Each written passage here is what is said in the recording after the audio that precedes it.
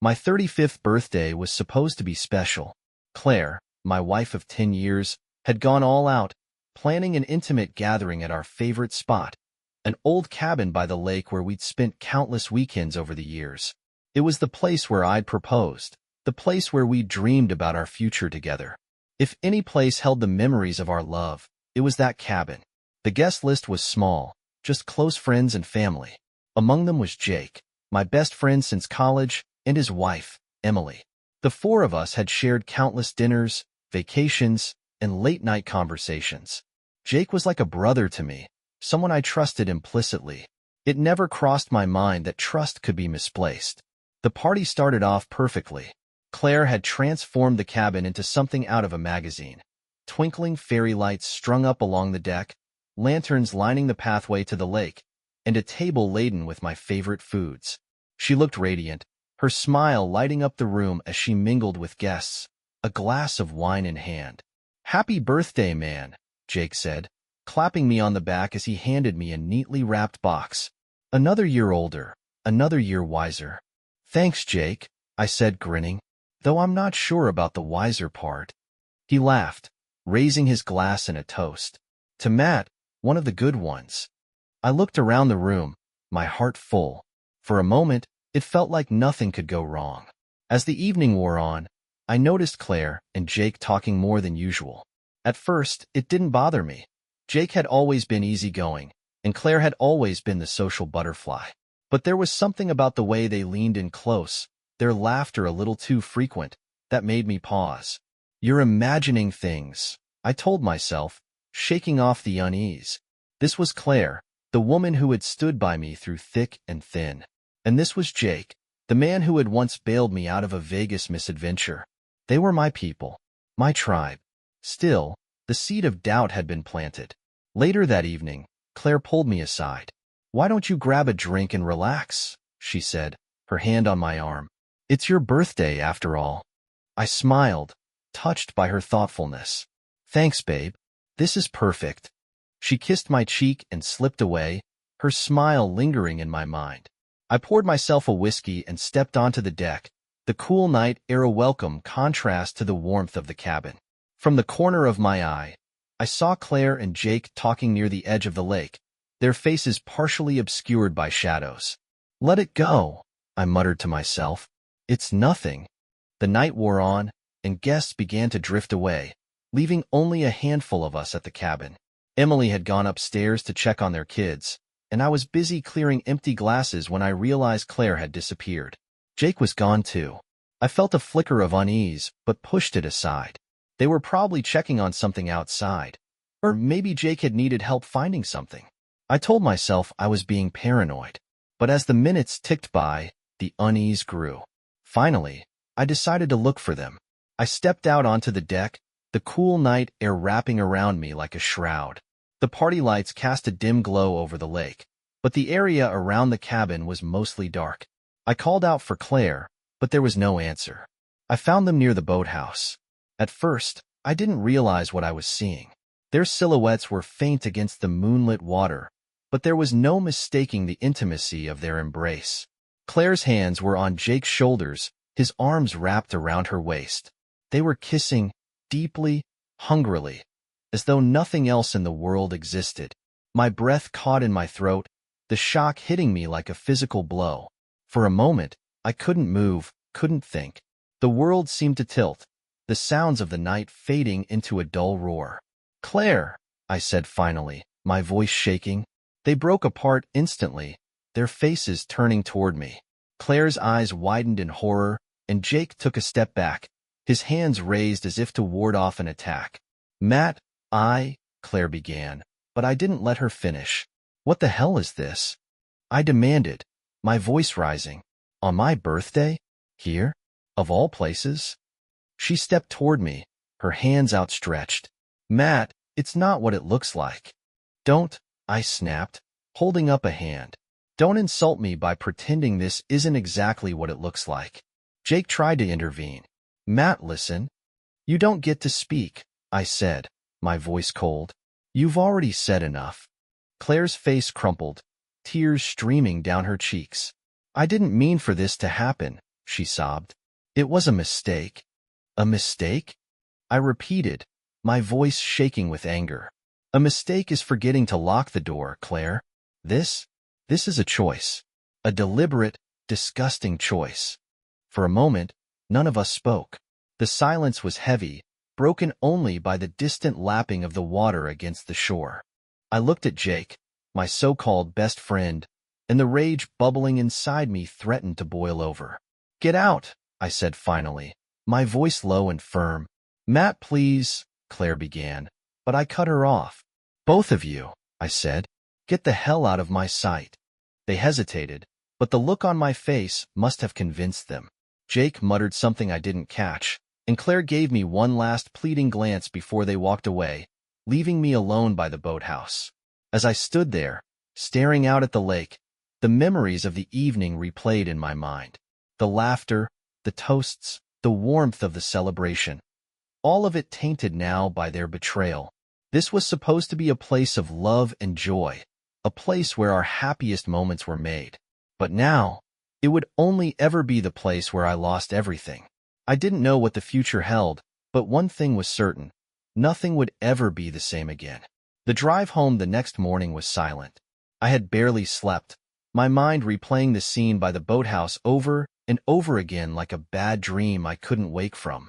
Claire sat in the passenger seat, her hands folded tightly in her lap, her eyes fixed on the passing scenery. The tension in the car was suffocating, every mile stretching the silence between us. She tried to speak to me a few times, small, hesitant starts that fizzled out into nothing. I wasn't ready to hear her excuses. The cabin, once our sacred place, now felt like a crime scene. Every corner of it was stained with the memory of their betrayal. It wasn't just a building to us. It was a part of our love story. And now, because of her, because of them, it would never be the same. I couldn't stay there another second. Not with Claire. Not with the ghost of what I'd seen. When we pulled into the driveway, I turned off the engine but didn't move. The house stood before me, the picture of normalcy, but all I could see was the storm brewing inside. Claire shifted uncomfortably in her seat, her eyes darting toward me, then back at her lap. Matt, she said finally, her voice soft and trembling. We need to talk. I dropped my keys on the counter as I walked inside, the sound echoing in the quiet house. I turned to her, my expression hard. What is there to talk about? I asked, my voice flat. You cheated on me, Claire. With Jake. At the place where I proposed to you. Her face crumpled, tears spilling down her cheeks. I know, she whispered, her voice breaking. I know I hurt you. But please, just let me explain. I leaned against the counter, crossing my arms. Explain? Fine. Go ahead. Explain why you decided to destroy our marriage. Explain why you thought it was okay to do this to me. To us. She wiped her cheeks, her hands trembling as she fumbled for words. It wasn't planned, she began, her voice shaky. It just happened. That's not an explanation, I snapped, my voice sharper than I intended. Things don't just happen, Claire. You made a choice. A conscious, deliberate choice. She nodded, tears falling faster now, soaking the collar of her shirt. You're right, she said, her voice thick with guilt. I did, and I hate myself for it. I've been so stupid, so selfish. I don't even know why I let it get this far. The room fell silent, her words hanging heavy in the air. I stared at her, searching for some sign of the woman I'd married, the woman I thought I knew. But all I saw was a stranger. How long? I asked finally, my voice cold. What? She asked, her eyes wide with panic. How long has this been going on? I repeated, each word like a weight dragging me down. Was it just that night, or has it been happening for months? Years? She hesitated, and that hesitation was all the answer I needed. It started a few months ago, she admitted, her voice barely above a whisper. It was never supposed to mean anything. It was just stupid flirting at first. But then you decided to take it further, I finished for her, my chest tightening like a vice. And what about him? Did it mean something to Jake? I don't know, she said, shaking her head, her tears now steady. We never talked about feelings. It was a mistake. A mistake, I repeated bitterly, the word tasting sour in my mouth. That seems to be your favorite word. A mistake implies it was accidental, Claire. This wasn't. You knew exactly what you were doing. She sank onto the couch, her head in her hands, her sobs shaking her body. I'm so sorry, Matt, she said, her voice muffled through her hands. I know I've destroyed everything, but I love you. I love you so much, and I'll do whatever it takes to make this right. I laughed bitterly, the sound sharp and hollow in the heavy silence. Make it right? I asked, shaking my head. How do you make this right, Claire? You can't undo what you did. You can't take it back. Her sobs grew louder, filling the room with a sorrow that felt too little, too late. But I didn't move to comfort her. I couldn't. The image of her and Jake by the lake was burned into my mind, a constant, unrelenting reminder of her betrayal. That night, I slept on the couch. Or at least, I tried to. Sleep wouldn't come, my mind too busy replaying the events of the past 24 hours. Every time I closed my eyes, I saw her with him. The way they'd kissed, the way she'd looked at him. It was too much. I thought about all the times Jake had been in our house, sitting at our table, laughing with us over drinks. He'd been my best friend for nearly a decade, a man I trusted implicitly, and he'd thrown it all away for what? A few stolen moments with my wife? The betrayal wasn't just hers. It was his too, and it cut just as deep. The next morning, I made a decision. I called Jake. He answered on the second ring, his voice cautious. Matt, he said hesitantly. Look, man, Don't, I interrupted, my voice cold. Don't try to explain yourself. Don't try to apologize. I just want to know why. There was a long pause on the other end of the line. I don't have a good answer, he said finally, his voice subdued. I messed up. I let things get out of hand. You let things get out of hand? I repeated, my voice rising. You're supposed to be my best friend, Jake. My brother. And this is what you do. I'm sorry, he said, his voice barely above a whisper. I know that doesn't mean anything, but I am. It doesn't, I said flatly, and I don't ever want to see you again. By the end of the day, I'd packed a bag and left the house. I told Claire I needed space, that I couldn't be around her right now. She begged me to stay, tears streaming down her face, but I didn't budge. You made your choice, Claire, I said. Now I'm making mine. I checked into a motel on the edge of town, the room small and unremarkable, but it was quiet, and it gave me the distance I desperately needed. For the first time in days, I felt like I could breathe. The motel room was quiet, almost unnervingly so. No laughter from the kids, no sounds of Claire bustling around the house. Just silence, broken only by the hum of the ancient heater and the occasional creak of the floorboards. At first, the solitude felt like a relief, a place where I could breathe without the weight of betrayal pressing down on me. But as the hours dragged on, the stillness began to gnaw at me. I found myself pacing the small space, my mind churning. I replayed every word, every look, every moment from that night by the boathouse, dissecting it from every angle as if doing so would somehow change the outcome. It didn't. The truth remained the same, unyielding and suffocating. Claire had cheated on me, with Jake of all people, and there was no escaping it. By the third night, I was exhausted, physically and emotionally. I sat on the edge of the bed, staring at my phone. Claire had been texting me every day, short messages laced with desperation. Please come home. I'm so sorry. I love you, Matt. I hadn't responded to most of them, unsure of what to say, or if I even wanted to say anything at all. That night, her message came as I stared at the ceiling, sleep eluding me once again. I know you need space, but I just wanted to check in. Are you okay? I stared at the screen for what felt like an eternity. Part of me wanted to ignore her, to let her sit with the silence the way I had. But another part of me, a smaller, quieter part, wanted to lash out, to make her feel even a fraction of the pain she'd caused me. In the end, I typed a single word, fine. Her reply came almost instantly. I miss you. The kids miss you. Please come home so we can talk. I didn't respond. The next morning, I called my brother, David. He was always the steady one, the voice of reason when everything else felt like chaos. If anyone could help me make sense of this mess, it was him. "Hey, Matt," he said, his voice warm and familiar. "What's going on? You sound off." I hesitated, the words catching in my throat.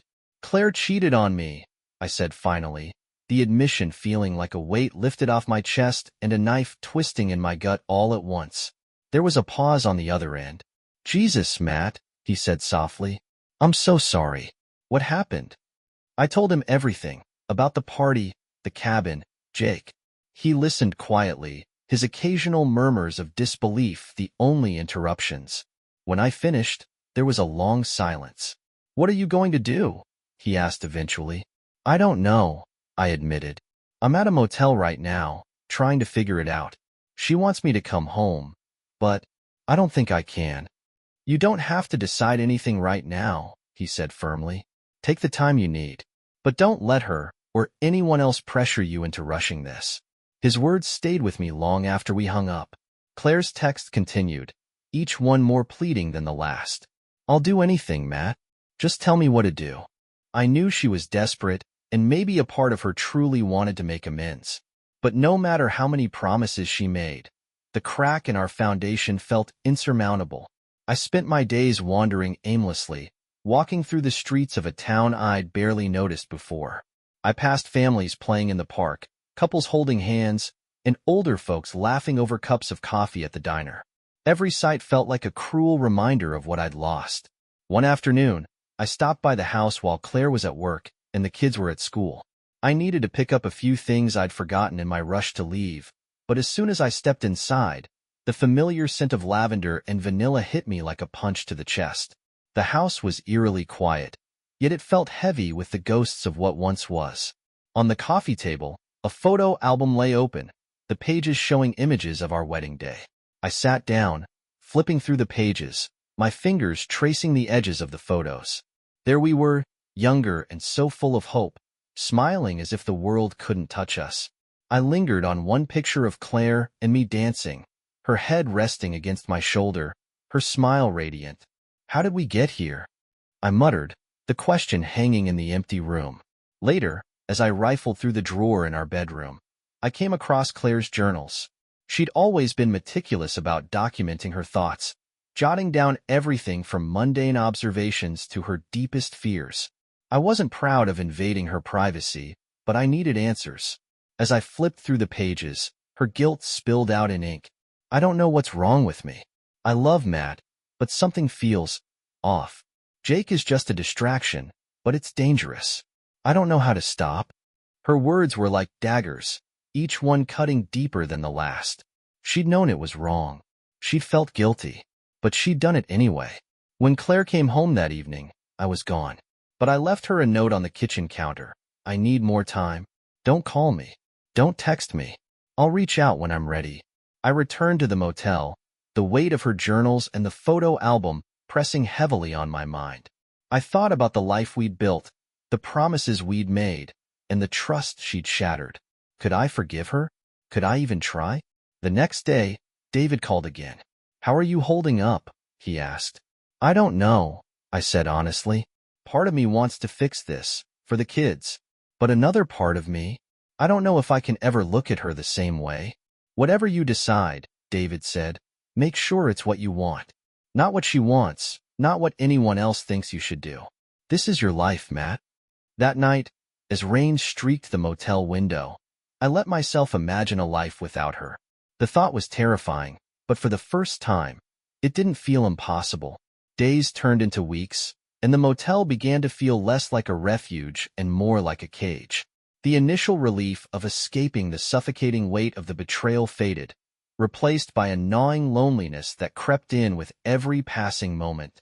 The four walls that once offered me solace now seemed to press closer, shrinking the space where I had tried to find clarity. The hum of the heater, the faint smell of old carpet, the flickering of the ancient fluorescent light. They became the soundtrack of my isolation. Every attempt to distract myself felt futile. I'd flip through the channels on the clunky TV, open books I'd never finish, and stare at my phone. reading Claire's unanswered messages over and over. Claire had stopped sending long, heartfelt texts. Now, they were short, almost clinical. Ella made a drawing for you today. She misses you. Dylan's game is on Friday if you want to come. We're still here, Matt. I'm still here. Each message chipped away at me, not because I wanted to respond, but because I didn't know how to feel anymore. I couldn't tell if her words were genuine or if they were a calculated plea to pull me back into her orbit. I hated her for what she'd done, but I hated myself more for still missing the life we had before it all fell apart. One morning, David called me again. His voice, steady and grounding, was becoming my only anchor in the chaos. "How long are you planning to hide out in that motel?" he asked bluntly. "Be honest with me, Matt. What's your endgame here?" "I don't know," I admitted, rubbing my temples. "I'm not hiding, David. I don't know what to do." "You're avoiding," he said, his tone firm but kind. "And I get it. You've been through hell. But at some point, you've got to face her. You've got to face this whole thing head on. Staying in that motel isn't moving forward. It's just standing still." His words stung because they were true. I'd been using the motel as a shield, a place to stall while I avoided making the hard decisions. But David was right. I couldn't keep circling in this limbo. It was time to confront the life I'd left behind, to figure out whether there was anything left to salvage. When I finally walked through the door of our house, it felt both familiar and alien. The air was thick with a tension I hadn't noticed before, or maybe I'd just gotten used to it. Claire was in the kitchen, rinsing dishes in the sink, and she froze when she saw me. Her face was pale, her eyes wide with surprise, and something else. Hope. "Matt," she said, turning off the faucet. "You're here." "Yeah," I said, setting my bag down by the door. "We need to talk." Her hands trembled as she dried them on a dish towel, her movements slow and deliberate, like she was stalling for time. "Of course," she said. "Let's talk." We sat across from each other at the dining table, the same table where we'd shared countless meals, celebrated birthdays, and planned our lives together. Now, it felt like neutral ground, a battlefield where words would be our weapons. The silence between us stretched, heavy and oppressive, until I finally broke it. "I've been doing a lot of thinking," I began, my voice steady but emotionless. "About us, about what happened, and about whether we can move forward." She nodded, her hands gripping the edge of the table. "I want to move forward, Matt," she said quickly, her voice trembling. "I want to make this right. I'll do whatever it takes." "I know you will," I said, my tone sharp enough to make her flinch. "And I believe you mean that. But the truth is, I don't know if I can ever look at you the same way again. Every time I see you, I see him. I see the two of you together, and it's too much." Her tears came quickly, spilling down her cheeks as she reached for my hand. I didn't move, keeping my hands firmly clasped in my lap. "I love you, Matt," she sobbed. "I know I've hurt you in ways I can't ever take back, but I love you. Please don't give up on us." "I love you too," I said, the words feeling like both a confession and a curse. "But love isn't enough. Not this time." Her sobs grew louder, her shoulders shaking as she buried her face in her hands. The sight was almost too much to bear, but I forced myself to stay strong. "The kids deserve a home where they don't feel this tension," I continued, my voice cracking slightly, "where they don't sense the anger and mistrust. Staying together for them would only hurt them in the long run." "What are you saying?" she asked, her voice muffled and raw. "I'm saying it's over," I said, the words hanging in the air like a final judgment. "We can't come back from this, Claire. You made a choice, and now I have to make mine." The next few weeks were a whirlwind of logistics. Claire and I sat down with a mediator to work out the details of our separation. We agreed on joint custody of Dylan and Ella, making sure the transition would be as smooth as possible for them. I found a small apartment across town, close enough to be there for the kids, but far enough to give us both space. Telling the kids was harder than I'd anticipated. Dylan sat quietly, his face blank and unreadable, while Ella burst into tears, clinging to me and begging me not to leave. "Why can't you and Mommy just be friends again?" she asked, her voice breaking with innocence and confusion. I held her close, my heart breaking all over again. "It's not that simple, sweetheart," I said softly, "but I promise, no matter what happens, I'll always be here for you." Moving into the apartment felt like starting over from scratch. The rooms were small, the walls bare, but it was mine. I spent the first few nights unpacking boxes and trying to adjust to the quiet. Without the kids' laughter or the sound of Claire's footsteps in the kitchen, the silence felt oppressive. But I knew it was a silence I had to get used to. One afternoon, while picking up the kids from Claire's house, she stopped me at the door. "Matt," she said, her voice tentative, I just want to say thank you." "For what?" I asked, my tone guarded. "For not tearing me apart in front of the kids," she said. "For keeping things civil. I know I don't deserve it, but thank you." I nodded, the words catching in my throat. "The kids deserve better than bitterness," I said finally. "That's why." She gave me a small, sad smile, and for the first time, I saw a flicker of the woman I'd fallen in love with. But it wasn't enough to change anything.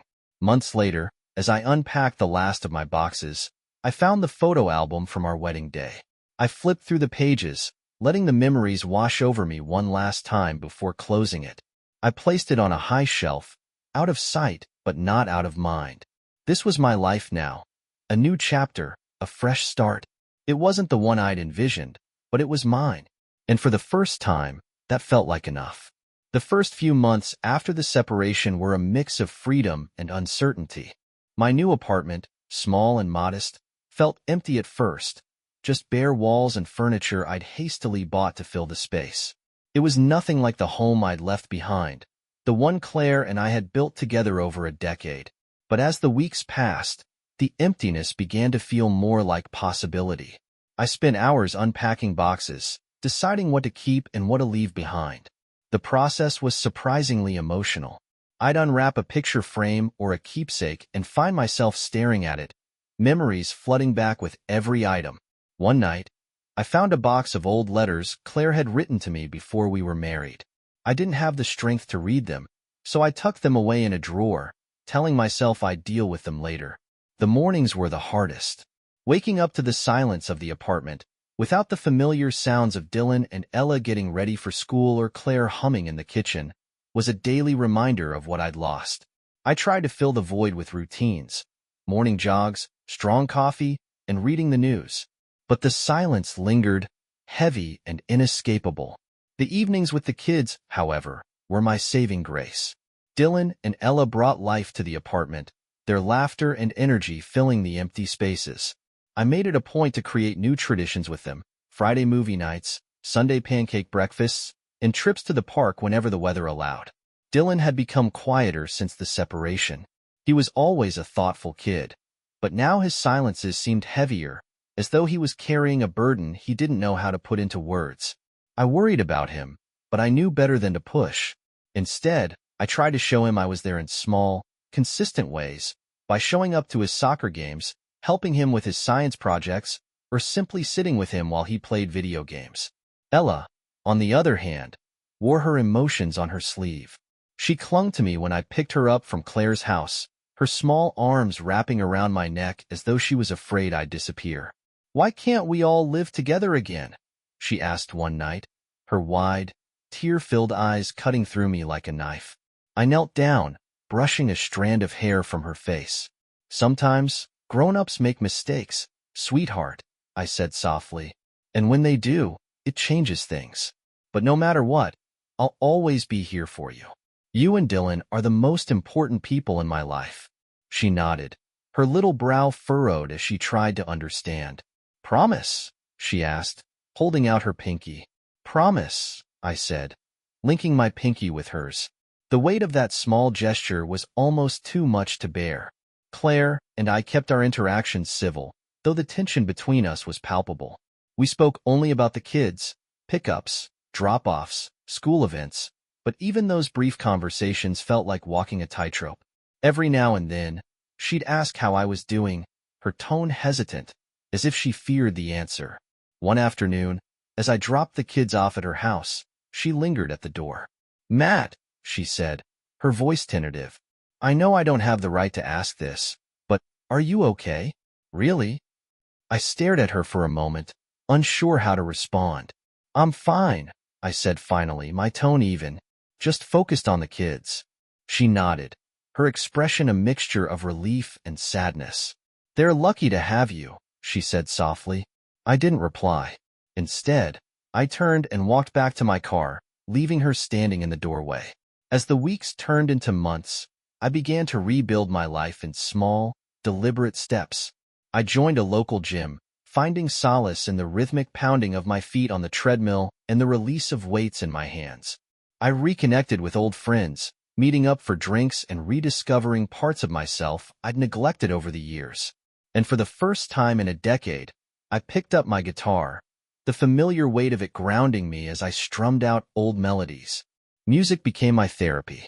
Late at night, after the kids had gone to sleep, I'd sit on the couch with the guitar in my lap, playing softly until my fingers ached.